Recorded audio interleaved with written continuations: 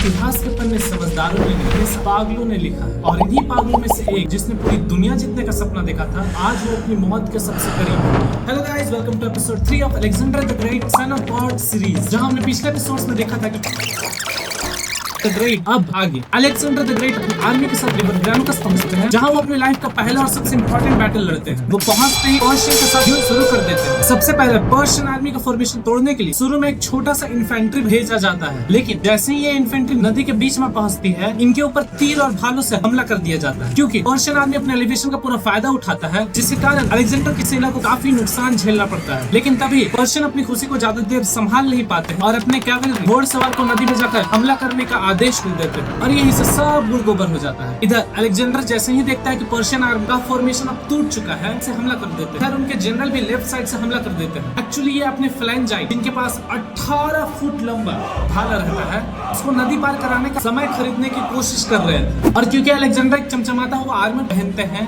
जिसके कारण सारे पर्शियन नोबल्स सब उनके तरफ हमला कर देते हैं, ताकि अलेक्जेंडर को खत्म करके जंग जीती जा सके, जिसके कारण युद्ध भूमि में पूरा भसड़ मच जाता है। जिसके कारण इंसान के ऊपर, घोड़ी के ऊपर पर्शियन नोबल्स अलेक्जेंडर को चारों तरफ से घेर लेते हैं। यहाँ अलेक्जेंडर कुछ को मार देता है, लेकिन तभी एक नोबल अलेक्जेंडर के सर पर तलवार से हमला कर देता है, जिसके कारण उसका हेलमेट टूट जाता है, लेकिन अलेक्जेंडर उसे खत्म कर देता है। तभी लीडिया के गवर्नर अलेक्जेंडर के गले की तरफ पीछे से हमला कर देते हैं। इधर अलेक्जेंडर के सर पर चोट लगने की वजह से वो घायल हो चुका है, लेकिन तभी अलेक्जेंडर के कमांडर में से एक साइटस द ब्लैक गवर्नर का तलवार से हाथ काट देता है और अलेक्जेंडर बच जाता है। हिस्टोरियंस कहते हैं कि अगर साइटस द ब्लैक ना होता तो अलेक्जेंडर इसी जंग में मारे जाते। लेकिन मैं तुम्हें एक राज की बात बताऊं, अलेक्जेंडर खुद अपने हाथों से साइटस द ब्लैक को जान से मार देता है।